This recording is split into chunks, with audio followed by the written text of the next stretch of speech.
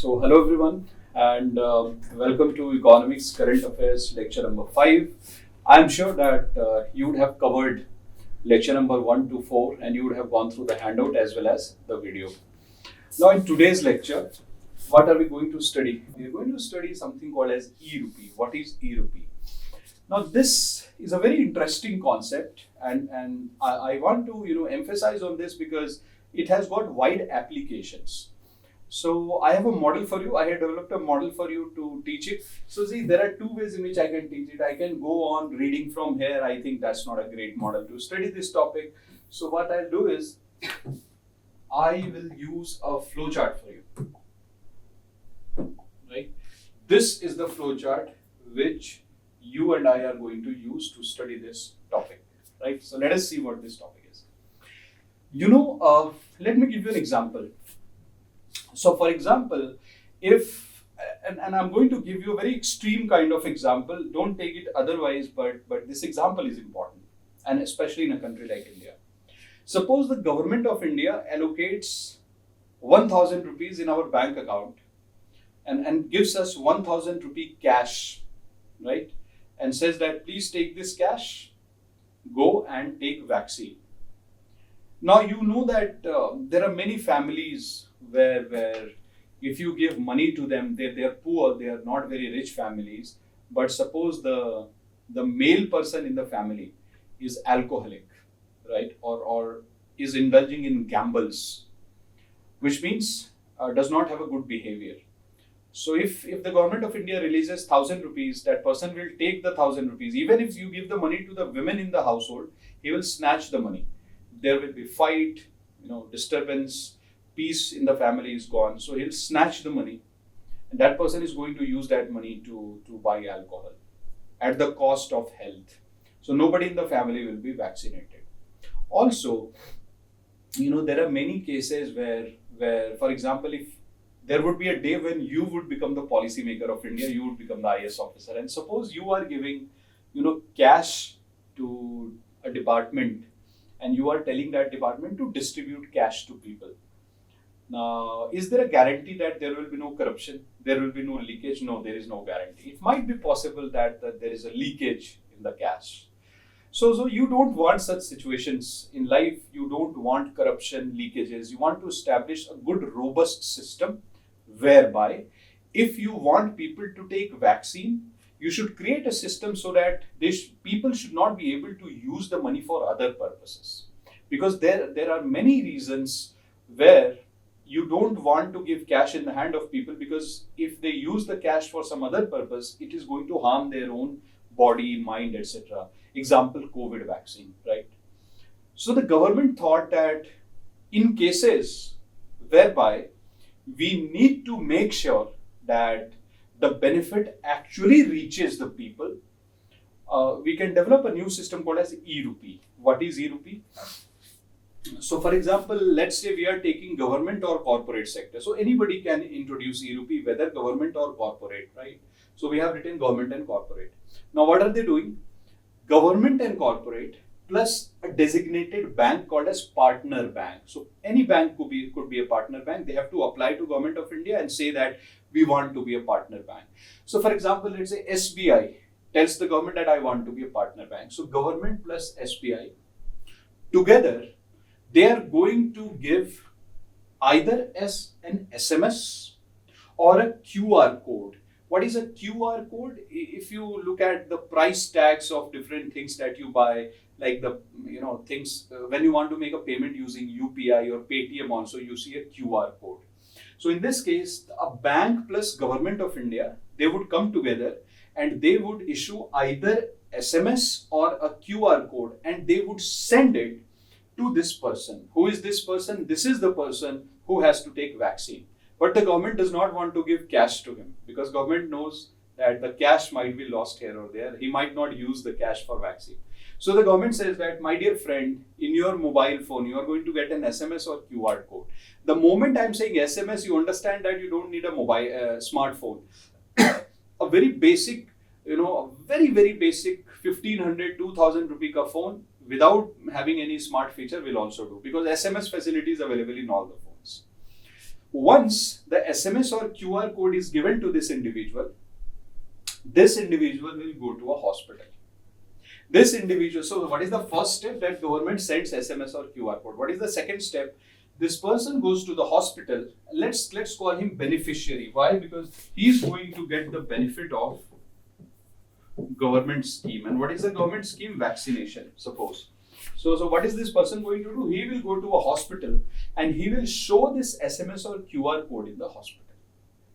In the hospital, the people, the staff, they are going to scan the QR code and the SMS using their device. They will have a device. So they are going to scan it.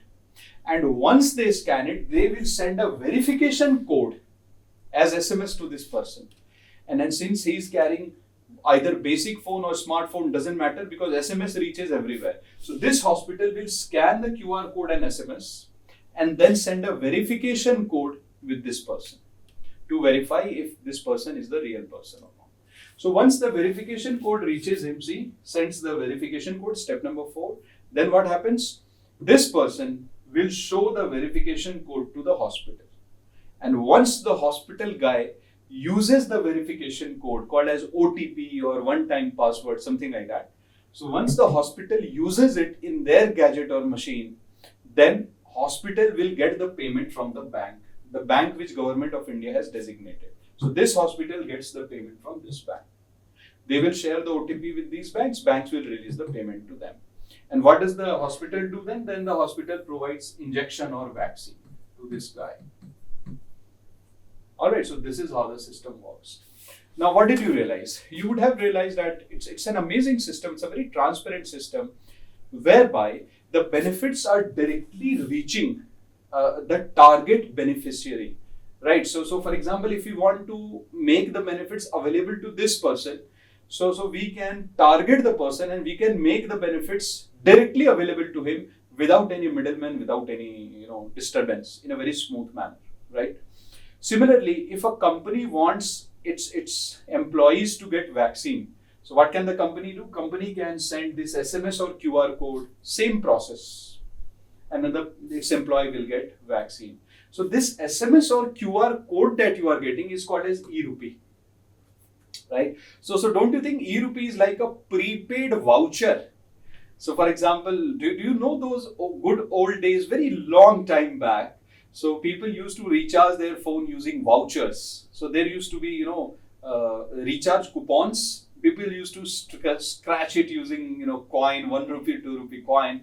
Then you would get a code, then you can recharge your phone. So here you can do the same thing. So this e-RUPI is actually a QR code or SMS code, which is like an e-voucher. E-voucher. It's like a prepaid e-voucher where you are directly targeting the person whom you want to share the benefits with, right? So this is your e-RUPI. Now, what did you observe here? Do you need a credit card or debit card anywhere in the system? No. So you don't need it. So that's the first thing. Second, do you need any digital payment app for this? Nowhere. Not required. Do you need internet banking? You are not using internet because if you don't have a smartphone, no problem, you'll get SMS. So that is also not required. So does this person need to disclose his identity to anyone in this process? No. Government knows the identity. Government is simply giving SMS to him and QR code to him because government knows this person is poor. Government has identified the poor people and government is going to help them. All right. So can the government, make its different schemes available to people in a very transparent manner, reducing corruption and leakages using this system of e-RUPI? Yes. And you don't need to disclose the identity of this person as well. So this is your entire system of e-voucher. May I ask you one question? That what do you think is the shortcoming of this system? Can there be a shortcoming and loophole in this system? Yes, there can be a shortcoming and loophole. I can tell you one of them. So for example, suppose there is a guy here. All right. This person, what he does is he takes the phone of this person. And now he comes and shares the QR code with hospital and he takes all the benefit. Even though this person is not poor, he was not supposed to get the benefit. This is an example, by the way. So suppose this person was not supposed to take the benefit, but he will take the phone and he will use it. And in return, so suppose this QR code or SMS, its value is 1,000 rupees because the price of vaccine, let's say, is 1,000. So this person will pay 100 rupees to him and say that I'm giving you 100 rupees cash. And suppose he is an alcoholic, so he will take 100 rupees and he'll enjoy his life. This person will take the mobile phone and he will get the vaccine. So he'll get the 1,000 rupee ka vaccine, completely free. He just had to pay 100 rupees. So for him, in 100 rupees, he got a vaccine worth thousands. Right? So is there a scope of corruption? 100% yes. Now, this hospital is also not verifying the details of this person. The hospital is simply checking the QR code and the verification code, which means hospital is not checking the identity of the person. So again, if you bribe the hospital, you can take the benefits. So there is a scope of corruption here. So these two things should be taken care of about identity. I think then this system of e-RUPI will become much better. All right. So these are some of the loopholes. So can we have a look at it? Let's see. What have I written for you? So here. So what is e-RUPI? e-RUPI is a QR code or SMS string-based e-voucher. See, I have written all those things for you.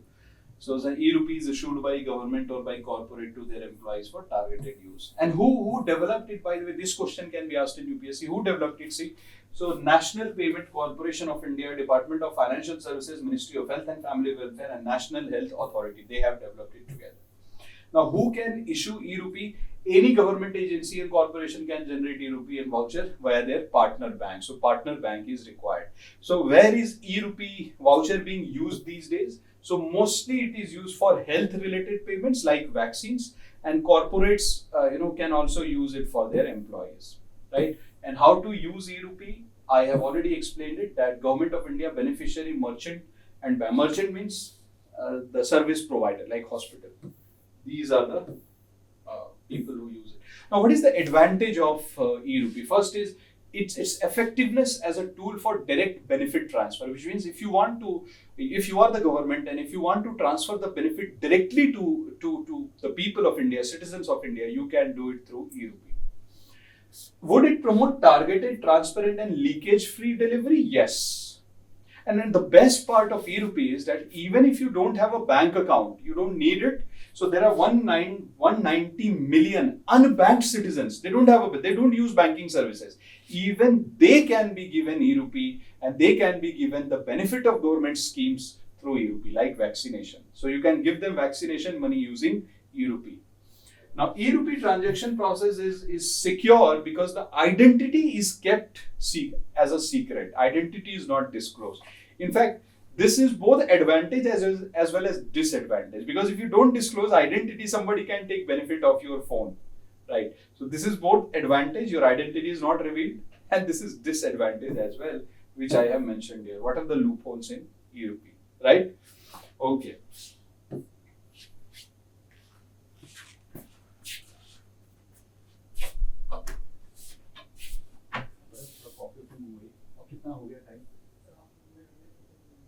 हो भी गया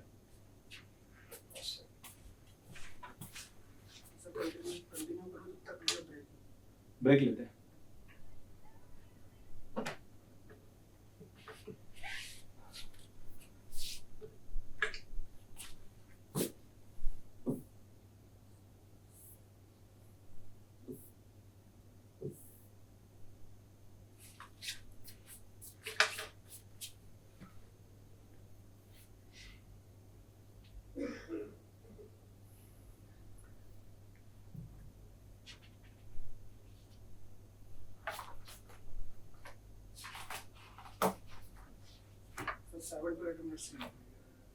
कोई बात नहीं, तो एक काम करते हैं, टाइम यूज कर लेते हैं. स्टार्ट करो. सिर्फ 5 मिनट के लिए, फिर ब्रेक लेंगे.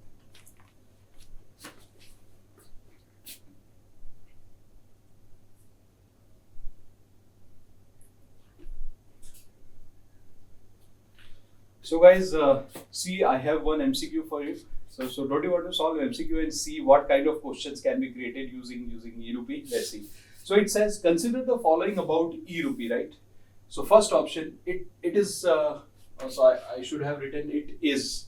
So it is a social service voucher system to ensure the reach of particular benefit to the eligible beneficiaries.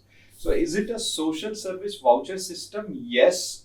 To ensure the reach of particular benefit like vaccine? Yes. To eligible beneficiaries? Yes. Which means it's a voucher system which helps the government to transfer benefits to the targeted people. Yes, it's correct. E-RUPI are like e-gifts, gift cards which are prepaid in nature. So it's like a e-gift card which is prepaid. Yes, it's like a prepaid card. That SMS, that is like a prepaid card only. Now, even if one does not have a bank account or a digital payment app or smartphone, can benefit from these vouchers. Yes or no? Yes, obviously yes. All the three are correct. Answer is, oh, sorry, I missed that. It's this option. So these e-vouchers will be person and purpose specific, which means that this e-voucher is meant for a particular person. Yes. So SMS that is supposed to reach me will only reach me. And is it purpose specific? Yes. As I said that currently the government is using it for health. Tomorrow they might use it for LPG also, depends. Right. So yes, all the four are correct. 1, 2, 3, 4 is the right answer. Alright. This is the way in which they can create conceptual questions out of e-RUPI.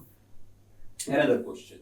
It's a very interesting question. This question I have framed for you. It's a very interesting question. It says, consider the following statements about e-RUPI. E-RUPI is a form of digital currency. Absolutely wrong.